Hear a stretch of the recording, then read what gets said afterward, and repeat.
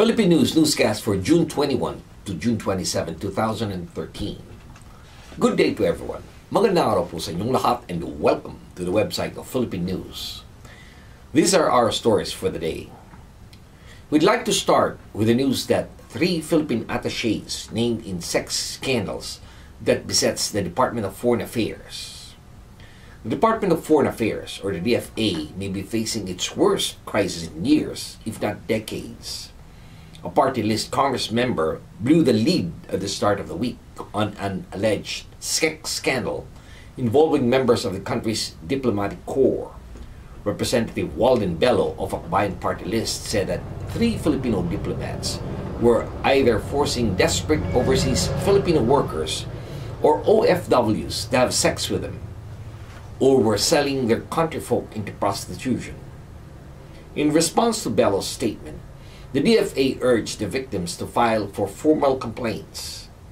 The troubled OFWs were mostly women working as domestic workers who had escaped their abusive employers. Some had been sexually abused and had sought shelter at the nearest Philippine embassy or consulate. Bello said that 3 embassy officials should be recalled to the countries immediately to face prosecution. Citing what he called unimpeachable source from the DFA and the Department of Labor and Employment, or the DOLE, Bello identified the embassy officials as the following. First is a certain Kim. Second is Mario Antonio. And third is Blas Marquez. Kim, a member of the augmentation team of the DFA stationed in Philippine Embassy in Damascus, Syria, was reportedly caught by several witnesses having sex with an OFW at the embassy's shelter for distressed workers. The cases of Antonio and Marquez were just as bad, if not worse. The two were allegedly acting as pimps also. Next in line is the news about the honors received by officials from the California Senate in commemoration of the 115th Philippine Independence Day. With a Philippine flag on the Senate floor, Senate Majority Leader Ellen Corbett rang in the celebration of the 115th anniversary of the Philippine independence and the contribution of Filipino Americans throughout California. Corbett introduced SCR 47 last Thursday, June 13, and urged her colleagues to join in honoring the Philippines on occasion and thanking the Filipino Americans for their countless contribution to our nation's cultural, economic, and political heritage. The resolution passed unanimously. Assembly member Kevin De Leon, whose jurisdiction covered historic Filipino town in Los Angeles, led legislators in rising to support the resolution.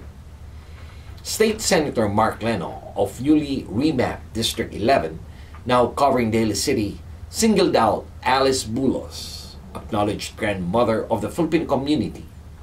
State Senator Leland Yee recognized departing Consul General Marciano Painor Jr. for being a bridge between the legislature and the Filipinos in California. This time we tackle the news about the floods in Metro Manila, where about 800 schools were affected in flood-prone area. For thousands of students in Metro Manila, commuting to school can mean plodding through hellish high waters. Over 800 large schools are found along flood-prone roads. The Metro Manila Development Authority, or the MMDA, identified 113 flood-prone road segments, including Taft Avenue in Manila, Araneta Avenue in Quezon City, and General Luna in Malabon. GMA News Research mapped out major schools within 1 kilometer distance from these roads segment using the Geographic Information System. Manila had the most flood-prone schools with 29 or 242 out of at least 813 major schools near flood-prone road. The city's flood-prone cluster included Taft Avenue, which is home to some 45 schools, including heavily populated major institutions of higher learning like De La Salle University, Adamson University, Philippine Normal University, Philippine Christian University, and the Philippine Women's University. Heavy rain hit Metro Manila last Monday night, causing floods and stranding many commuters. MMDA teams found out that in many areas, the floods were caused by rocks, bottles, and other debris clogging the drainage. Anticipating another night of heavy rain and flooding, MMDA Chairman Francis Tolentino urged offices and schools to allow employees and students to go home early to avoid getting stranded. And finally, we have the latest news about the alleged exploitation case wherein legal assistance was made available for New Yorkers. The Philippine Embassy in Washington, D.C. and Consulate General in New York are in touch with concerned United States authorities in connection with the investigation of the reported exploitation of undocumented Filipinos working in various 7-Eleven convenience stores in New York and Virginia.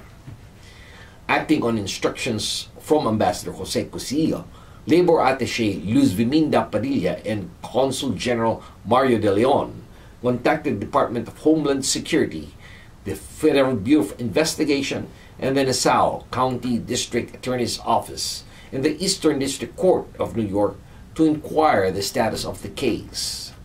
The envoy said consular and legal assistance will be extended to the Filipino nationals involved in the case, including Filipino citizen Ramon Nanas, age 49, of Great River, New York, who was among the 9 persons indicted by authorities in connection with the case. And this has been your weekly news and review. This news has been brought to you by the premier Filipino-American newspaper right here in the United States, the Philippine News. On behalf of the management and staff of the Philippine News, this is David Rodriguez signing off and thanking everyone for watching. Maraming salamat po. Have a wonderful weekend. Mabuhay po sa inyong lahat.